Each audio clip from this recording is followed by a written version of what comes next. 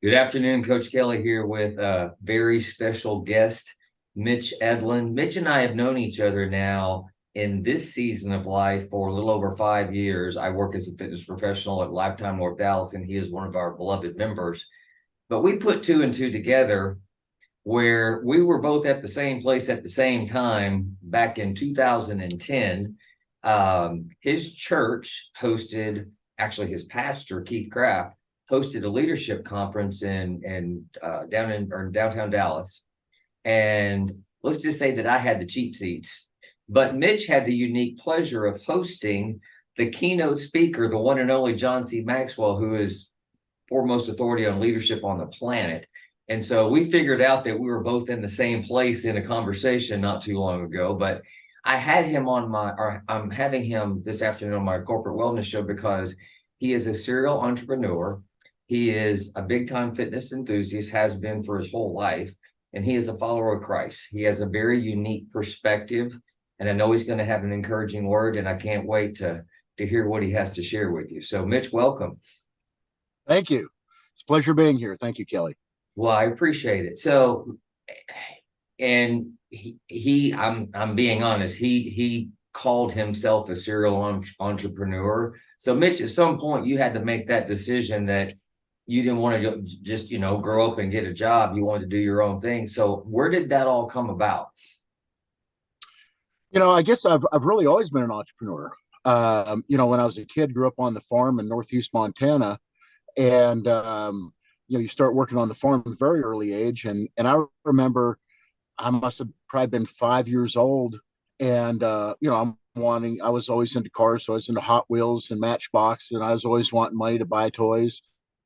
And so Dad gave me something to do. He gave me this magnet on about a 2 foot rod, and had me walk through all the gravel of the whole farmyard, picking up anything that could puncture a tire, nails or anything like that, because flat Really? tires were a huge thing on the farm. And so, I mean, I just remember hours and hours, and hours. I got a penny a nail, and I mean, it was incredible how many nails I could find. And that was kind of the first thing. And I realized that if I get 10, I get 10 cents, but a Hot Wheel was 50 cents at the time, and I needed to get 50 of them. And so the more I got, the more I could make. And so it really instilled that very early age. And I've always been like that. I started buying and selling cars and motorcycles and snowmobiles when I was in high school. And I went. One quick story: when I was in high school, a couple of buddies and myself went down to West Yellowstone and rented snowmobiles in the wintertime. It's kind of the snowmobile capital of the world. It's just incredible. And there was a company called Scorpion, and this was in 1979, and they had just gone out of business.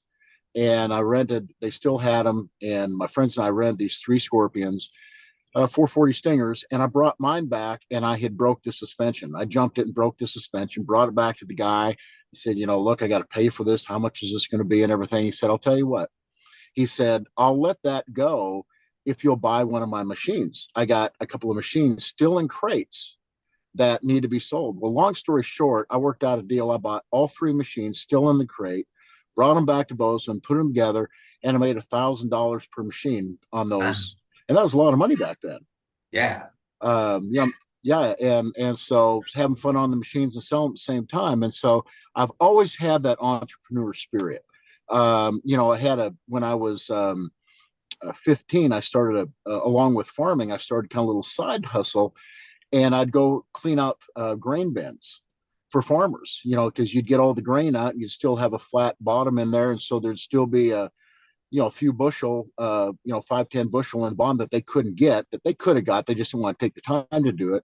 And it generally was the dirty stuff, needed some cleaning. And so I'd go in there and I'd clean it out for them for just give me whatever I get. You don't have to pay me anything. I'll go and clean whatever weed I get, I get. And, I'd go spend a couple hours in there and I'd go take to the elevator, and, I might make $50, $60 for a couple hours of work.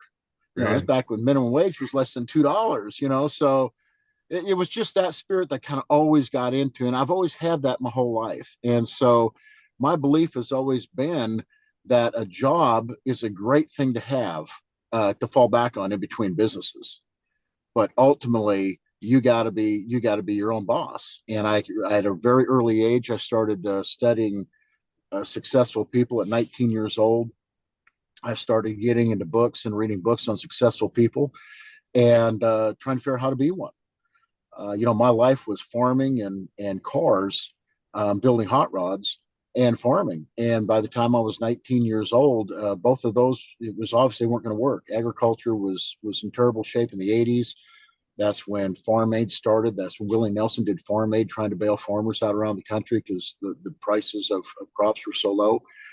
No way to make it in farming, and the car business was terrible, especially the hot rod business. And so I had to go figure out how to make money. And I remember one of the things leaving the farm, my dad said there's two ways. You either make money with your back or make it with your head. You choose. And I'd already had a back injury. And I thought, well, that being the case, I better figure out how to make it with my head because, I already got a bad back at 19. I better figure this out. And so, but I've just always been down that path. And so becoming a serial entrepreneur is really kind of a situation where constantly looking at it from a standpoint of what makes money. It's like, what do you do? How long you been doing it? How much money do you make? And kind of evaluate it like, oh, that's really good money. How did you do it? What does it take to get there? Can I do that? Oh, that takes a degree in education in that specific field. No, I probably can't do that. What's next? And just, almost every single day waking up with that thought process of what else can I do? What's the next thing? What's the next studying information, studying news, studying technology, everything, trying to always be on the front end of whatever's coming to figure out how to make money and doing it. And so I've really done that my whole life. And so I've been in the medical business. That's been a stability of my wife and our life since we've been married for coming up 35 years in December. Congratulations. And so we've always had a, well, thank you. We've always had a foot in the medical. We've always had a medical business, a medical billing, medical sales, medical management, something in that arena. And then along from there, I've been in the car business. I've been in the oil business. I've been in I was in the oil business. I had 52 wells that we had opened up and were out in West Texas. A couple of friends and I put together this lease and raised some capital and got in the oil business. And it was a fun, exciting thing. We're opening up these wells, we're getting production going, and we drilled a couple of new wells.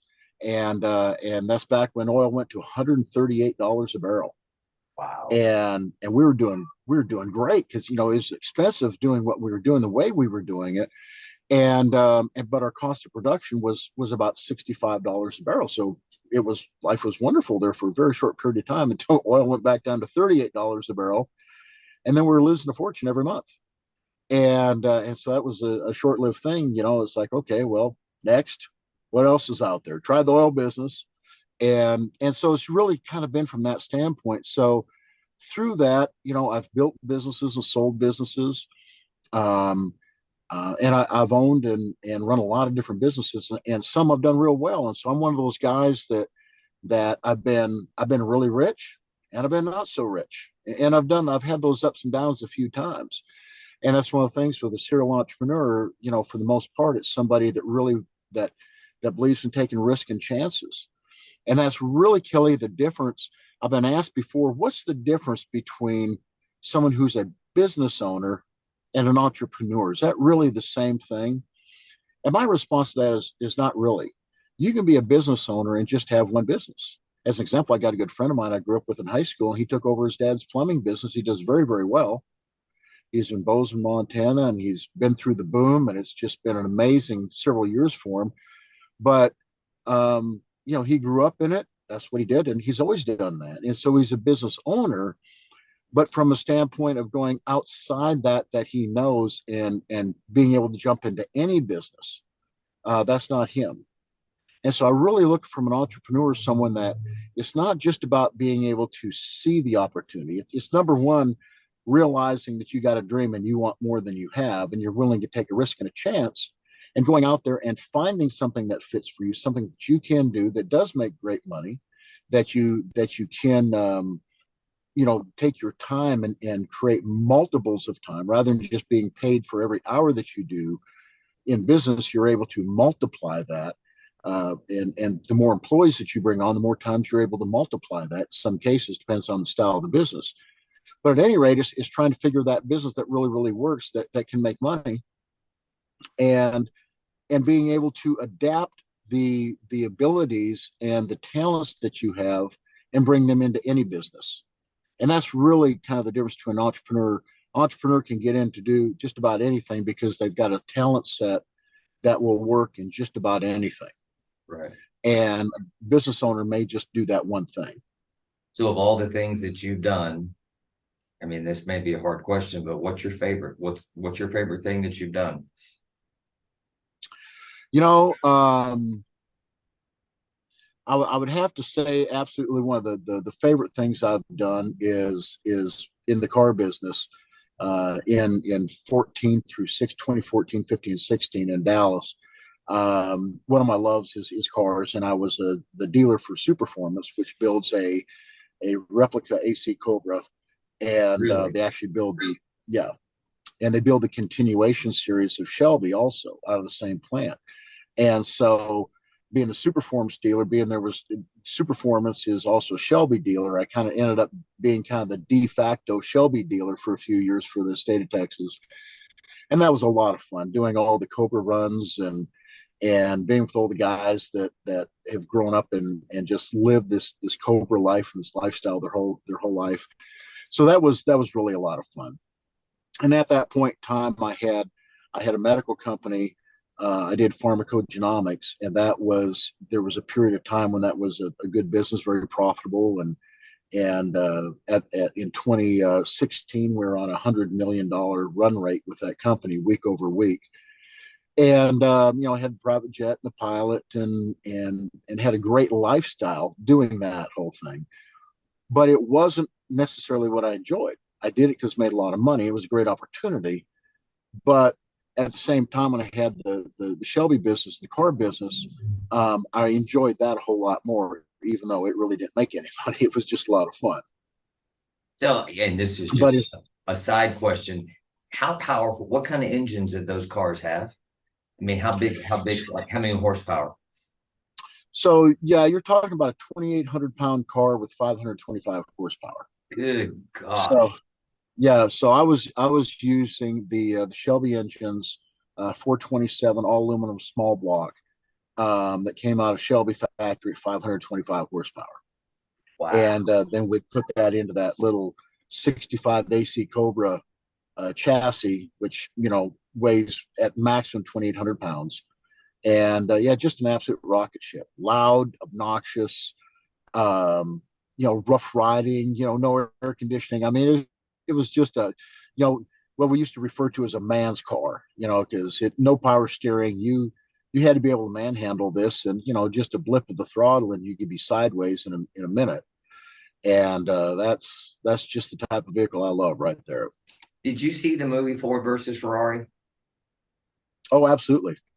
Yeah. That's one of my favorite movies of all time. I mean, what? Oh, yeah. It's an incredible movie, and very accurate. There's a few things that weren't true accurate, but I've been a Shelby fan and had the opportunity to meet him a few times, and he's an amazing individual. I mean, you talk about a serial entrepreneur. People just don't realize how many different businesses this guy had been in. Really? The cars was what he's known for, but he'd been in the chicken business, and he claims that he went broke in the chicken business, and that's how he got into the car business. And we wouldn't have gone bankrupt in chickens, he never would have got into cars. Um, but he actually came in the end of things through the chickens. He came out pretty good, but he ended up, he had a chili company. He created his own chili line, and he had his fingers into a lot of different things, a lot of things in the car business. He had invested in a lot of different companies and supply chains up and down the supply chain of the stuff that he was doing personally. And but I agree with you. A wonderful movie. I absolutely love that movie. Like, given the connection with what you did with the cars, I just like surely he's seen that movie because that movie's amazing. Oh yeah. So you probably heard people say that, oh, I'd love to have my own business. And these are people that have only worked a job. They've never owned a business before.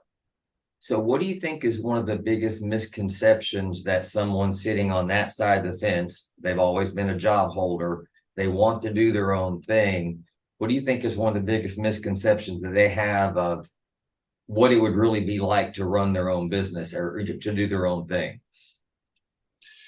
That's a great question, because it's a little bit different for everybody. A lot of it kind of depends on your talent set. There's some people I think are pretty well equipped to go in and run their own business because they're very good at details. They're good at running accounting. They're good at books. They're good at a lot of the things, because when you start your own business, you're kind of it, and unless you come in with a bunch of capital to hire a bunch of people. I mean, you're the salesperson, you're the manager, you're the inventory control, you're the shipping clerk, you're the accountant, you're the head gopher, you're the head money raiser, you're the head encourager. I mean, you're it. I mean, you're wearing all these hats. And so it really depends on your ability to wear those different hats. And now so many businesses have changed with a lot of different internet businesses and Amazon type companies and things like that. That's changed it a lot because you're able to sub out and a lot of things from shipping and a whole lot of those pieces that you generally would have to deal with, depending on what type of company that you're running, it can be done for you. But all in all, it's a scary prospect, because you wake up in business for yourself. You wake up in the morning and you realize that when you look at that person in the mirror, that no matter what happens today, it's up to me. I can't blame anybody else. Nobody else made it happen or didn't make it happen. It's up to me. And that's, for some people, that's scary when you realize that, I got to make this thing work no matter what, because, I got mouths to feed at home. I got bills to pay and mouths to feed. And this has got to happen. I can't go to anybody and say, hey, this isn't working so well. Do we have a plan B? You got to have your own plan B. But it's very rewarding. I've said for years that I'd rather be the commander of my own rowboat than first mate on a destroyer. And I've had the opportunity. I've had some positions in large corporations, and just wasn't me. Didn't like it. I just, I'd rather be making the shots. It's very frustrating for people when you sit around a boardroom and you're sitting around with 12 other people making decisions on a company, and you're the only one that's got new ideas, and your ideas will work, and nobody else believes in your ideas or wants to do your ideas. They don't want to do any idea because they're too afraid to make a decision. And that's the thing, that entrepreneurial spirit can only hang around that environment for so long before you go, I can't live like this. I'm not going to live like this. God did not intend me to live like this. I've got to go do my own thing. And So that's really, go ahead. no, go ahead. No, finish that statement. Well, I was just going to say, and that's really kind of where I'm at today, in what I do. One of the things I'm doing is I've been in the process of writing a couple of books, and I'll get them. I've had a couple different books just about finished, and then you realize, yeah, it's not quite right. I'm missing a few pieces. There's a few dots at the end that didn't quite connect. Let's go back and do some more research and stuff on that. And that's led me into another book, and I'm actually going to do some short series on some things right now. Rather than trying to complete the whole book, there's just certain messages that I want to get out there.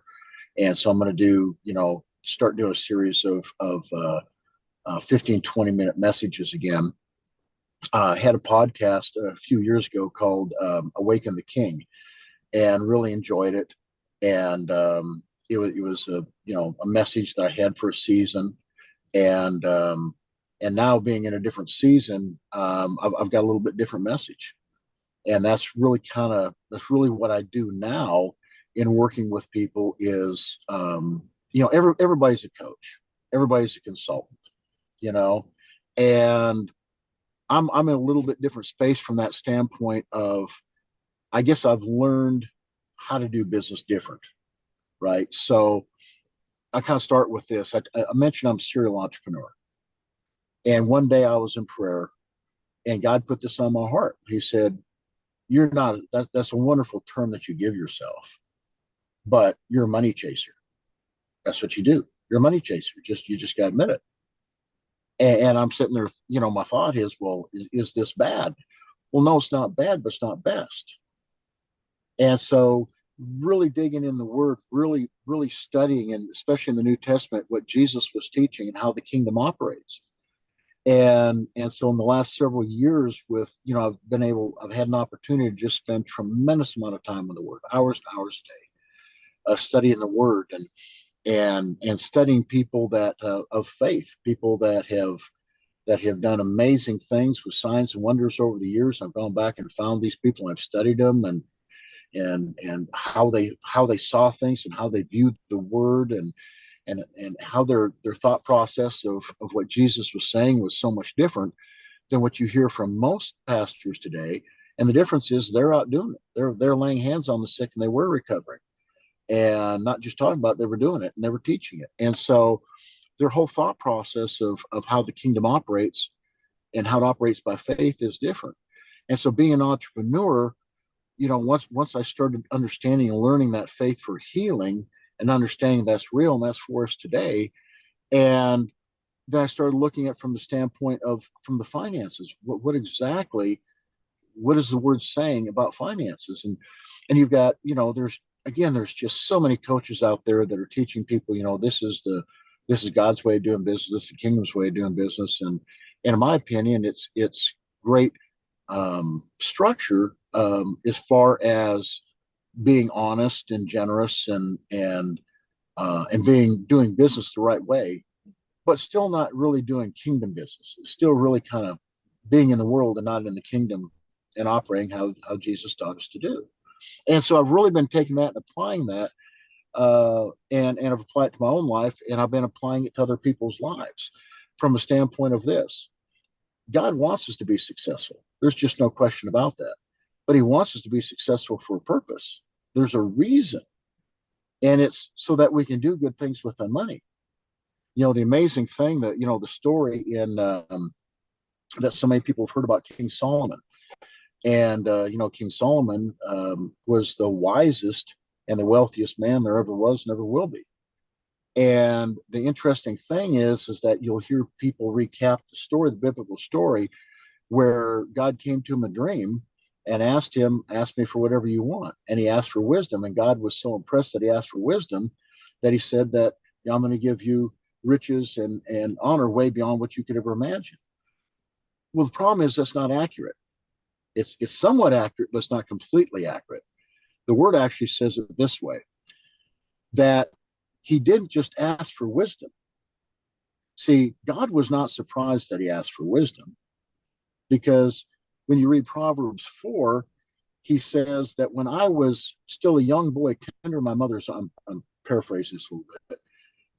I read so many different variations of scripture versus just one. So I'll study the King James and the ESV and the Amplified, and look at all of them. And so I view it more from a story versus just word for word, because then I'll go in and study each of those words to make sure it's correct. So I'm just kind of paraphrasing this in the story a little bit. He basically said that when I was still a young boy, still tender in my mother's arms, my father said, get wisdom. It's the principal thing. It's more important than gold and silver, than rubies, than anything. There's nothing that you can ever possess, nothing, absolutely nothing, that's more important than wisdom. So when God asked him, what do you want? The fact that he asked for wisdom did not surprise God. The impressive part was the so that.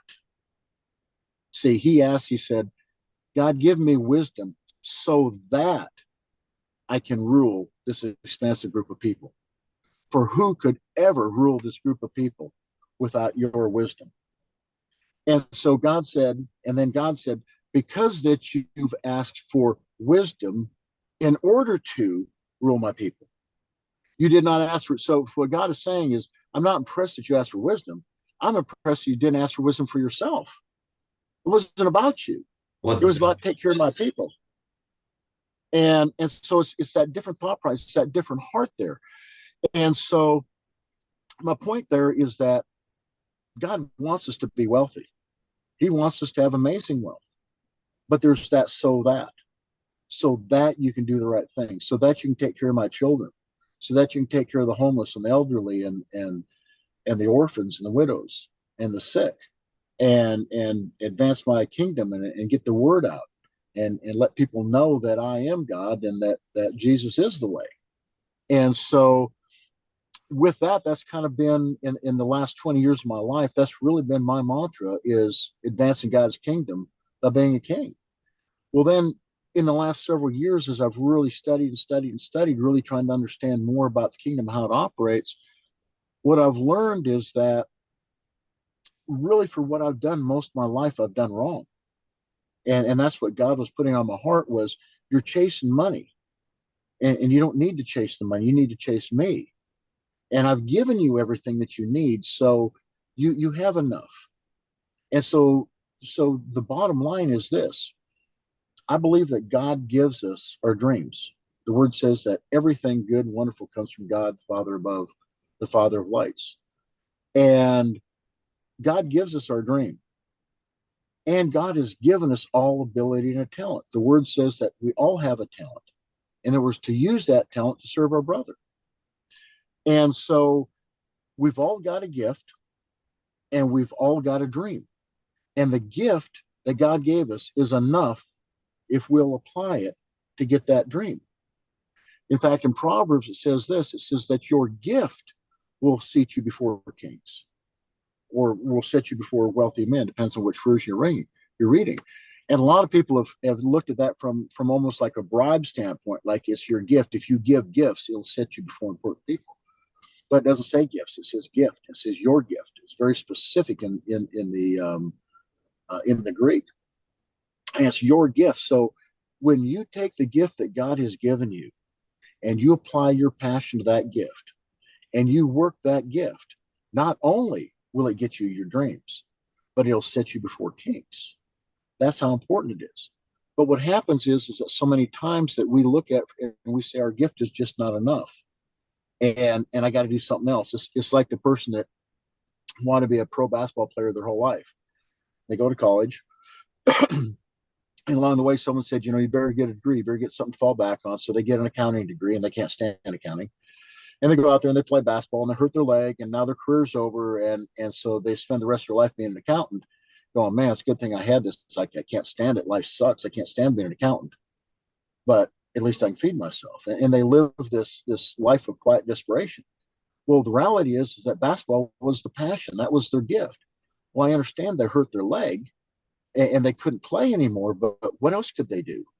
And you hear the stories, the people who went on, they owned the team, or they did something in that field, but that's where they're supposed to be. It's where they're good, it's their gift, and it's their passion. It's what they love to do. And so when you take that gift, it's really three things. It's about having your gift and your dream, but your passion. So if God gives you your gift and God gives you the dream, what you bring to the table is your passion. Taking the passion, the thing that you're most passionate about, the thing that you want to do that's most important to you. And then when you take that, and then you take your gift and apply it to that, you'll get that. And so a good friend of mine who's you mentioned my pastor is Keith Craft. He's also a corporate coach, and he's what I call a think coach. He teaches people how to think at a higher level, and it's absolutely amazing what he does and how he does it. But one of the things that he does is shows people how to monetize that gift. And so when you identify that gift, it is a gift. And when you become good at that gift, it becomes a talent. And now, once it's a talent, you're able to be monetized for it. But now the key is to take that of which you can become monetized for, and now let's take it into the mastery category. Let's master it. Let's become a master at that. And that's when it takes you to those dreams. And so, and that's really kind of where I'm at now with what I do. I've got my fingers in a lot of different things and businesses, and growing some organic wheat. That's something that's important to me, growing up on the farm, and I'm doing some things there. I'm going to create a bread company and some things there that I'm doing. But one of the things that I do now from a standpoint is I work with people, and again, I hate the term coach or any of that, because I'm just really not that. Okay.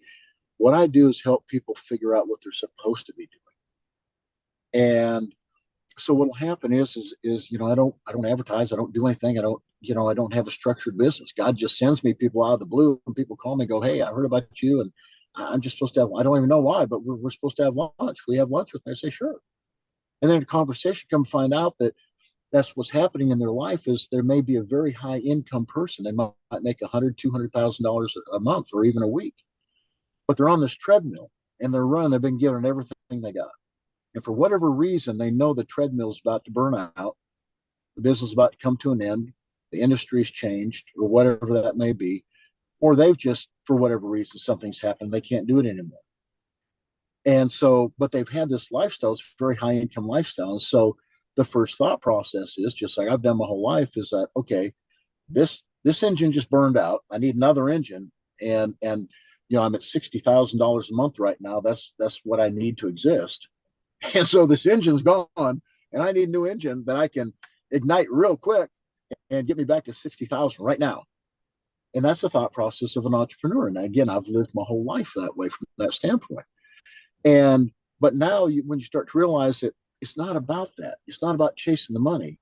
The money will come if you focus on what God gave you in the first place. So if you focus on your gift, you focus on your passion, okay, and you focus on chasing God and understanding how God wants to operate in your life and having faith that He will, having faith that He's true to His word, then everything changes. And now you're doing what you love. Everything is incredible, and life is heading a whole different direction. And so it's a matter of helping people figure out what that is. And so most coaches, most of your high dollar coaches will start with, when they bring somebody on to coach, they'll start with this question: what do you want? What do you want? Tell me what you want, and I'm going to show you how to get it. The people that come to me can't answer that question. I don't know what they want. I have no idea. I want to make money. I want to be happy. I want to be fulfilled. I don't want to live this rat race that I've been living, but I don't know what else to do. All I know, and everybody that's ever been around me, it's we're all chasing our tails just as fast as we possibly can. That's what everybody does. That's the American thing, right? Well, yeah, but that's not biblical. That's not kingdom. Okay, that's not how we're supposed to be living. Okay, it's not supposed to be that difficult, and it's not that difficult. And so, this really kind of started coming to me one day. I'm driving to my office, and just to kind of put in perspective, I'm not bragging. I'm just trying to put in perspective for somebody, because it was a wonderful season at that point in time. I'm driving to my office, my $187,000 Maserati Quattroporte, and I'm pulling up to my beautiful custom office, sitting on the airport. I've got 11,000 square foot hangar on my office. I've got my custom gym built in my office. I've got a sauna. I've got this incredible C-suite that overlooks the whole bottom floor. I've got a whole wall. It's 120-foot long video screen that is set up that's showing all of the input, all of the businesses coming in that day. Everything's being processed. Everything is going out. Then I had my car business. I had Edland High Performance, which was my car business, in the same building. And I'm driving the office, and I hear this guy on the radio say this. He said, "If you love what you do, you'll never work another day of your life." And I mean, I'm just hammered just as hard as I can go. And I'm hearing that, and at first I think, well, that's kind of cute. And I've probably heard it before, but it didn't really sink in. But I really got thinking about it. I thought, well, do I really enjoy what I do? And the thought process was, well, no, I make a lot of money doing what I'm doing, but I would enjoy it. I mean, if I could do something else, would I be doing it? Well, of course I would be. And so they just started kind of eating on me throughout the day. So I pull up, I pull into the hangar. I had to fly to Denver. And so my jet's sitting there fueled, ready to go. I pull in. My pilot grabs my bags, puts them on the plane. I've got two of my sales reps are on the plane already waiting for me. I get on the plane. And because it's a smaller jet, it's a single pilot, you don't have to have two pilots. You just got to have one, which I love, because then I could ride up front with my pilot and have a chance to fly the plane myself occasionally. And so that's where I was. So we take off out of there. We come out of Addison, and we're going to Denver. I'm meeting with the hospital, closing a deal with the hospital up in Denver. And we're flying into Denver, and I looked down, and there was a tractor down there seeding, a lot of agriculture outside of Denver. And I looked down, we were at about 13,000 feet, and I could make it out. And I told Clark, my pilot, I said, "Clark, that's a John Deere 9520 down there seeding." And I said, I'd rather be sitting in that tractor than in this jet. And he looked at me like, his eyes were the size of biscuits, like, what? And I said, I grew up on the farm. I spent a lot of hours on the tractor. I loved it. Called it my tractor time when I could think. And I would dream, and I'd dream about someday I'm going to have a jet. And now I got the jet, and all I can think about is I'd rather be back in the tractor because that was my love. That's what I enjoyed doing. And now I'm in the jet. Yeah, I got the jet. I got the cars. I got the toys. I got the lifestyle. I got everything I thought I wanted. But am I really happy? No, I'm really not. I'm not fulfilled. I'm not doing what I want to do. And so it kind of becomes this thing. You're trying to make enough money so that you can buy your freedom back. And that had been, as an entrepreneur, that had been my thought process, is that if I can just make enough money, then I'll buy my freedom back. At that point, then I'll be able to do this. Then I'll be able to go back and buy my farm again. Then I'll be able to go build hot rods again. Then. It's even though I had the car business, I didn't spend the time in it. It was fun, but I didn't have time to spend to make it profitable because I was making too much money over in the medical that it didn't make sense to spend my time there. And so I wasn't living my passion. I wasn't living my cars, wasn't living agriculture. So, and kind of another story to just kind of blend into that. Went out to one of my dreams was to go to the Barrett Jackson auction, high end car auction out in Phoenix every year. And so we went out there. I went out there with a friend of mine, John I talked about before, Pastor Keith, and so had the opportunity to go and flew the jet.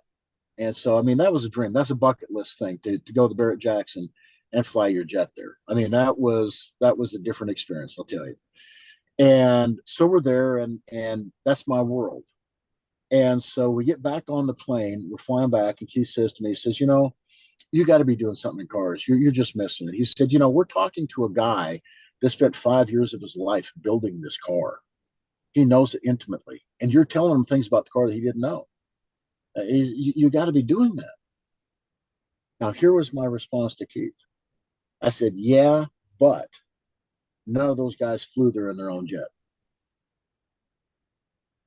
And see, that was my thought, was that, yeah, that's my gift and that's my dream, but that ain't enough to get me a jet. And I was wrong.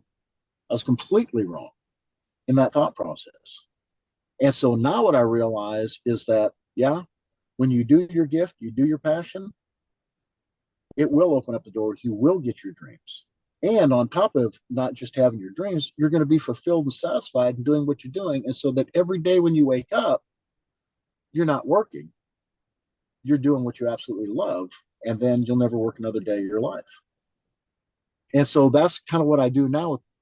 People come to me and say, I got to figure out something, but what's the next deal? You're this confident entrepreneur, you got your handle on, the people that you know what's coming down the pike next, technology. What can I do next? Help me get in the game. I got to get back in. It's almost like a gambler. Like, I got my last roll here. Help me. You got to show me what to bet on, and it's a different conversation. It's like, well, what do you want to do? Well, what's that got to do with it? Well, it's got everything to do with it, because where you're at right now, you're going to be again in a few years, just like I've been.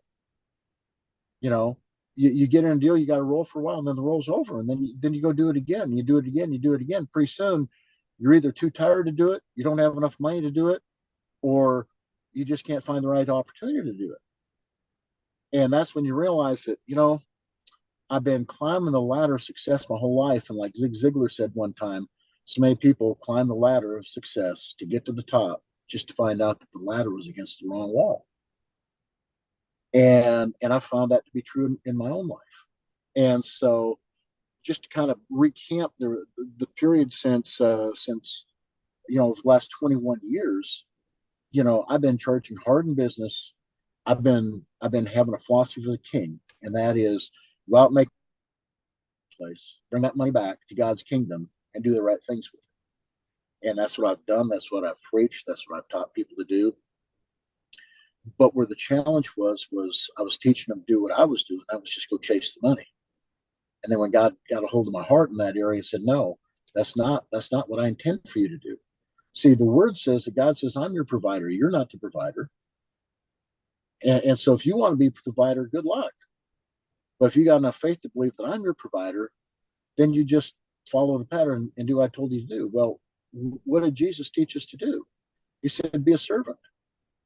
So go be a servant. Love Well, God, serve love your where? neighbor. Yeah. Well, so where do I serve? Well, serve with the talents. I gave you a talent and I said in my word, use your talent to serve your brother.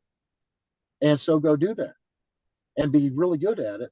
And I'll take care of the finances. I'll make sure that when you're good at that and you work on your talent and you work on your passion, I'll take care of the rest because I'm your provider. You don't have to worry about it. But if you want to be your provider, go see what you can do. And see, even from that standpoint of where I was still putting my position. It was like, here was my thought, Kelly. And I thought this, and in fact, I'd made this statement and I've recanted from this. And I've made this statement, I mean, before tens of thousands of people. My belief is this, that I'm going to work like it depends on me and pray like it depends on God. And I thought that was wisdom right there. And I believed that. And then one day, again in prayer, God said, that's the most that's just that's double-minded. I was actually studying the book of James. He's talking about being double-minded, and God put that on my heart. Said that's the most double-minded statement you can make. I mean, when I said be hot or be cold, but don't be lukewarm, that's lukewarm. You got your foot in both sides because you're saying that I believe in God, but I don't believe in God. I believe you're a provider, but I really don't. I believe that I got to do it. And that really was where I was at. So my thought process was, Kelly, is that like God gave me these abilities. I'm gonna take care of everything. And then if I can't quite take care of it, then I'm gonna ask God to kick in. So it's kind of like God's my co-pilot, and He's got a turbo button over there. That if I can't quite get the job done, then I'm going to call on God, and He's going to get me over. Well, that's just not scriptural. That's not biblical. But that's a thought process that I picked up along the way, and primarily from thousands of books I've read about success. I mean, I've picked up these different ideas and things that weren't biblical because I spent way more time reading books about the Bible than reading the Bible. Point. And that's when things flipped for me, is when I said, I've read all these books, I've read all these, studied all these people. It's been wonderful. I got all this knowledge in my head, but I've studied the Bible, but not to the level that I've studied success. And so when I really got in the Word and started studying the Word and understand for myself, I'm going, so many of these people that said that, they throw a quote out in their book and go, this means this or this means that. And I'd read it and go, well, it doesn't mean that at all. It's something completely different. And so when I really got into it, then that's when God really started showing me, here's how you got to function. Here's how this works. You've been doing it the hard way. There's a much easier way, but it takes faith. And the kingdom operates by faith. And so it's one of the things, even when I do Bible studies, I work with men on going through the Word, I'll teach them this to say, what you get out of the Word depends on your level of faith. If you have a very low level of faith and you read the Word, it has a very worldly meaning to you that you can kind of make sense of it. But the more faith and the higher your faith goes, then you start to understand the Word at a different level. And that's why so many times, and you'll hear this over and over and over, I've done it myself. It's like every time I go back and I read this chapter, it means something different. Well, why is that? Well, it's because you've grown. Your faith has grown since the last time you read it. And so now you can see it and understand it at a little higher level. And maybe not only is your faith just grown, but you've implemented your faith. So you've gone out to do something that's caused your faith to increase. So now when you come back and you look at it and you read it again, it's like, wow, I can't believe this. I didn't get this before. I've read this 100 times. Why did I not understand this? And that's just a wonderful thing about the Word. And so that, like I say, that's what I do with people, helping them go through. And it's amazing when people will just stop. I was meeting with one guy and just trying to figure out what he wanted to do. And we just couldn't make any breakthroughs.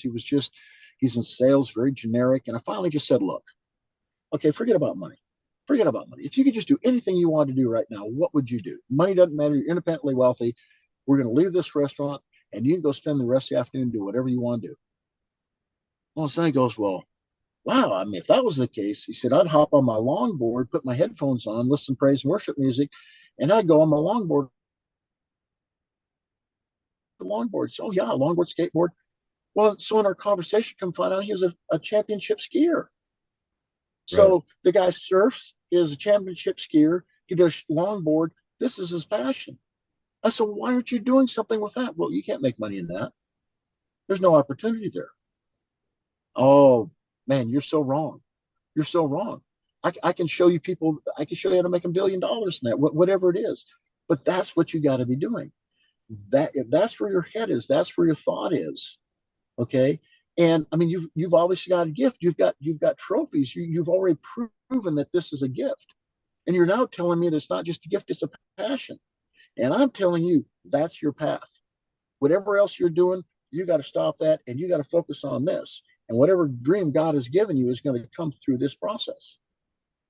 And so I've had that amazing opportunity with quite a few people that come to that realization and go, okay, this is it. Because it's not just about doing the stereotype thing that the world shows, right? Um, it's thinking outside the box. It's going to a different. And I'll give you an example. Again, I had lunch with somebody the other day, and this guy runs a charter service in Dallas.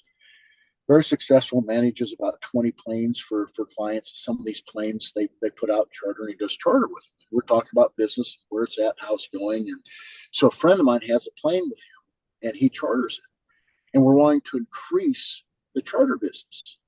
And so we got talking, and I was asking, I said, so explain to me how you get business in charters. Where does it come from? Who's the buyer? Let's look at the demographics and let's figure out what we can come up with that's outside the box. Well, then I got looking at the owner of the plane, and I realized what this guy does, and he's a very high level coach, and he's got a tremendous amount of material out there. And I got thinking about it, I thought, here, we got to change. Now, I haven't come up with a complete solution on this yet, but I just told him yesterday, I said, here's the deal. We got to come up with a way to rebrand what you do with your airplane, because you're not just chartering an airplane. We got to extend your brand of what you do into your airplane. I haven't got it figured out yet, but once I can figure out how to extend your brand into that airplane, you won't be able to. We're going to need more planes to book because your brand is just amazing. And again, I haven't exactly figured out how I'm going to do that yet. Okay, but it'll come. But that's just an example, though, of what can be done when you think outside the box with the gift that you have, right? And again, it comes back to that thing where people say, well, this is what I'm good at. I told the guy the other day, I said, listen, if you came to me and you told me that your dream and your passion, your gifting was bullfrogs, but there's no way to make money in bullfrogs, I'd challenge you on that. I said, I'll find somebody who's made a fortune in bullfrogs. Somewhere out there, there's somebody that's done it because nobody told them they couldn't do it. They took their passion, their dream, and they figured out how to go do it. And so you go look at all these unique inventions, all these unique businesses and everything, and then you start to study them and you realize that when these people came up with these ideas, there was no example. There was nobody going, hey, there's a way to make money doing this. Even in professional football, you look at the people that make money in professional football today and you see the size of these contracts and stuff. It's insane. You go back into the 60s and 70s, those guys in football, they didn't make that kind of money. I did some stuff in the insurance business several years ago with Fran Tarkenton. And, Hall of Fame, got the rings, the whole thing. I mean, he's quite a name for himself back in the 70s and early 80s in football. And in a conversation, he told me, he said, all the way up to playing in the Super Bowl, I was still writing insurance for a living. My dad was in the insurance business. I got in the insurance business. And the whole time, my NFL career, I was still writing insurance because I had to substitute my income. We didn't make that kind of money. And you look at today and you go, that's insane. A pro football player writing insurance on the side, but it wasn't the same back then. But because of how it progressed and people started to look along the way. So somewhere along the way, I don't know who it was, but somewhere in that area, some player stuck his head up and go, you know what? This isn't right. I should be making a fortune for doing this, and I'm going to figure out how to do it. So there was the first guy, I don't know who it was, that got the big contract. Don't know the story. After, now that we're having this conversation, I'm going to have to go research it actually. That is actually But interesting. but somebody did. There was the first guy that said, I'm not going to do this. I'm not going to go abuse my body and then go home, figure out how to make money, and I'm getting paid a pittance to do this. Somebody's making money off of this. What's the deal? It's kind of like the story of Air Jordan shoes, you know, and the first contract that nobody had ever gotten a piece of the shoe before. Never happened. He was the first one that was able to negotiate a contract. The movie I saw, his mother is actually the one that did it, Right. and got a percentage of the shoe, and it changed everything. Everything changed. It had never been done up to that point in time. And that's my challenge with people is that whatever it is that you do, whatever your gift and your talent and your passion is, okay, there's a way to make money. Just because somebody hasn't done it that's got nothing to do with it. There's always that first person that's going to be you. What is it that you can do that's unique to bring value to people that they will pay you for? And now you look in today and you see everything that's going on out there, all the ways people make money from being an influencer to everything imaginable. It's unreal. It's amazing what can be done. But it That all starts with the dream and the belief. that reminds me of a quote from Jim Rohn. You don't get paid for time. You get paid for value that you bring to the marketplace. So how can you bring value? Absolutely. That is exactly correct. And Jim Rohn's one of the guys that I grew up cutting my teeth on. And I left the farm at 19 years old, and the farm wasn't going to make it. I had to figure out another way to make money. And so going out there, I started studying successful people, trying to figure out what are people doing? What else is there outside of farming and building cars? How does this thing work? And but you're absolutely right. And it's just like with what you're doing, right? With your gifts and your talents, your abilities, and reaching out and doing the show and getting yourself around the right people to create the right environment, the right influences, and writing a book. And I think it's going to be amazing. And I'm excited, Kelly, where you're headed and what's going to happen with you. You've been in this health industry. You've been living this lifestyle, and you're an absolute tremendous wealth of knowledge in this industry. And so it'd be very easy for somebody to come along and say, hey, you could go do something else. You could go do XYZ because you have these abilities to do it, and you can make a ton of money doing something else. But the reality is that this is your gifting, this is your passion, this is what you've done. See, when people look at you and they meet you and they see how incredibly physically fit you are and how lean you are, it's obvious that you didn't go on the last 90-day diet.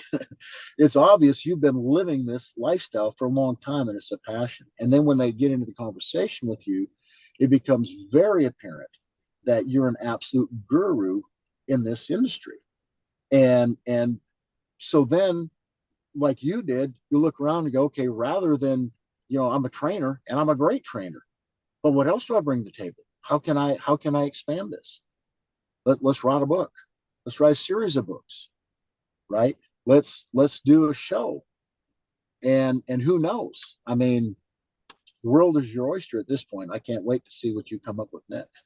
So how much have you studied Napoleon Hill? Quite a bit. So I remember, probably heard this online because there's a lot of content that of his stuff on YouTube. But he told the story. I mean, this is 100 years ago, that he saw in his future he could work like more on a one-on-one basis with people, or he could like coaching, essentially, or he could write books and reach the masses. And he chose to write books to reach the masses. And good gosh, he's touched millions of lives over the years with the books that he published. And so he's one of my heroes. I have multiple of his books, and I've studied his stuff, quite a bit. Oh, it's amazing. And that's really where from that very thought process from Napoleon Hill and a few others, that I read early on, and it is where it formed that thought process of duplication. So the more times I can figure out how to duplicate myself, the more money I'm going to make. And so it's kind of the adage: would you rather make 100% of the money that you can make with your own time, or would you rather make 1% of the efforts of 100 other people? And of course, that's where passive income comes in. Well, that's the whole concept of being in business, being an entrepreneur. It's not just about I have a business and now I'm still trading hours for dollars. That's what a lot of businesses are. They're just trading hours for dollars. Like I own my own business, so now I get to make $100 an hour or $200 an hour versus when I worked for the other guy, I only made $40 of that. Well, the problem is that eventually inflation is going to eat that up. So you got to figure out how to duplicate it. So you got to bring on other people where you're making a cut of what they do, a percentage of what they do. And the more times you can do that, then the more money you'll make. Well, it's the same thing with writing a book, right? You're taking your information and you're duplicating yourself by how many times. Every time someone reads that book, you're duplicating yourself. You're duplicating your efforts and your information. You're putting your information out there. And so doing this show, it's the same thing. It's a time multiplier. You're able to duplicate yourself because that information is going out over and over and over to everybody that hears this show. And then when they use that information, okay, and they move it forward, it's not always a direct result to you, but it always seems to come back some form or fashion. So what's Mitch's legacy? How do you want to be remembered for all the good that you've done? It's so I'm 61 years old, and I've got at least another 61 years of productivity in me. Amen. Okay, at least another 61. And so in the next 61 years, in my next 61 years, here's what I want to be able to do. I want to be able to do is absolutely as much as I can possibly do to advance God's kingdom as I can. And I'll sum that up with this thought process. I want just kind of a short story. Pastor Keith, we've done men's conferences together all around the world. He's really kind of known as that men's conference guy, and I've traveled with him for almost 20 years, and we've done a lot of men's conferences. And he told this story about the judgment, and you read in the Word about the final day and the judgment and standing before the throne, and I think people take that just completely wrong, and I took it wrong. I looked at that from a standpoint of this judgment day was when you stand before the throne, and everything that you ever did wrong, God's going to bring it back up. Now, the reality is when you're saved, that God says, I'm incapable of remembering your sins. I don't see you through your sins. I see you through the blood of my son Jesus. I see you as completely pure, as white as can be. I don't see the sin. That's gone. I don't see that. And I'm incapable of remembering.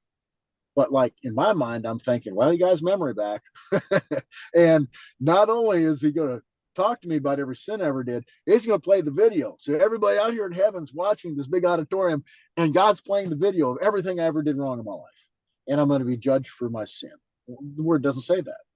But it gets preached that way a lot, and then people kind of pick up on that thought process. It doesn't say sin at all. Sin's been dealt with. We're not going to be judged. We're going to be judged for what we did. See, people say, well, that did wrong. No, it's what we did. See, this is when the crowns are handed out. So it's not about what we did wrong. It's about what we did right.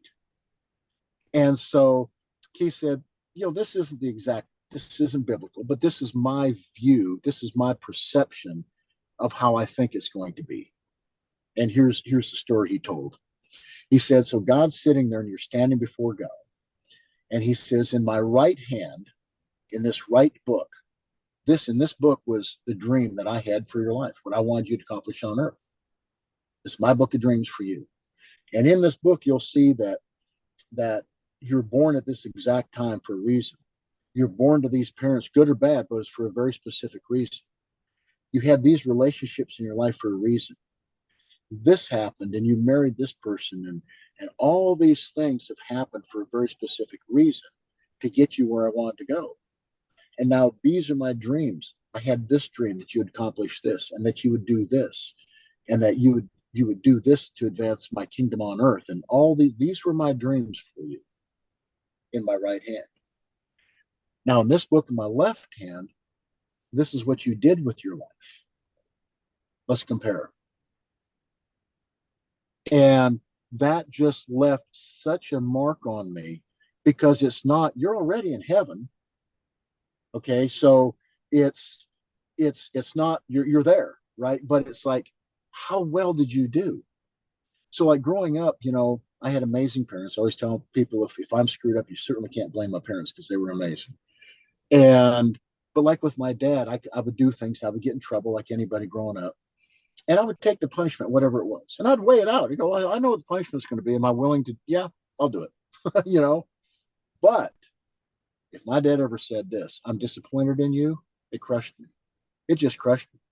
If he said those words, I mean, there's no punishment. You could whip me with a belt, you could whatever, nothing compared to if my dad said, I'm disappointed in you.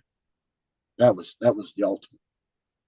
I don't want to hear God say, and I'm not saying that he would say that, right? But in this analogy, here's what you could have done, here's what my dream, and here's what you did.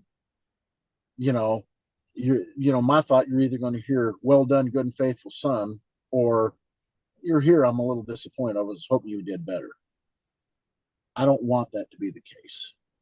The Apostle Paul constantly talked about striving to win the race.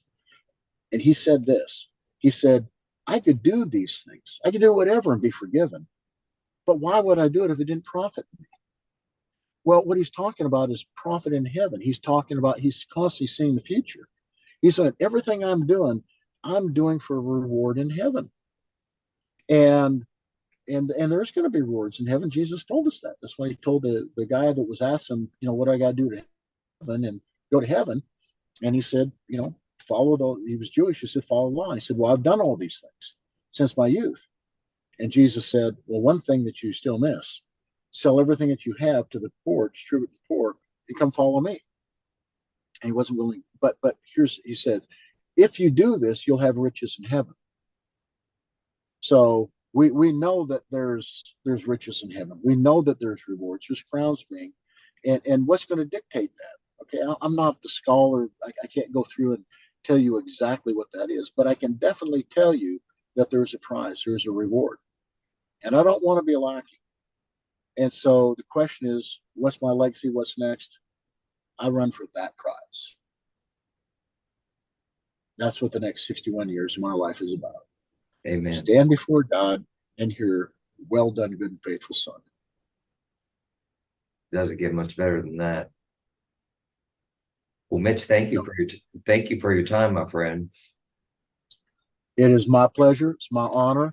I'm excited. I'm excited to know you. You've got an amazing heart. I believe that God's going to do amazing things through you. I believe that between your books and the people that you personally work with and the people that you're going to reach through this channel and various other channels that you're going to have, it's going to be amazing. And God is going to do amazing things, and you're going to be blessed upon blessed. Well, he's already blessing me. Well, so Mitch, thank you, sir. I will see you at the gym soon. Fantastic. Thanks. Have a great day. All right. Have a good afternoon. You too. Bye-bye.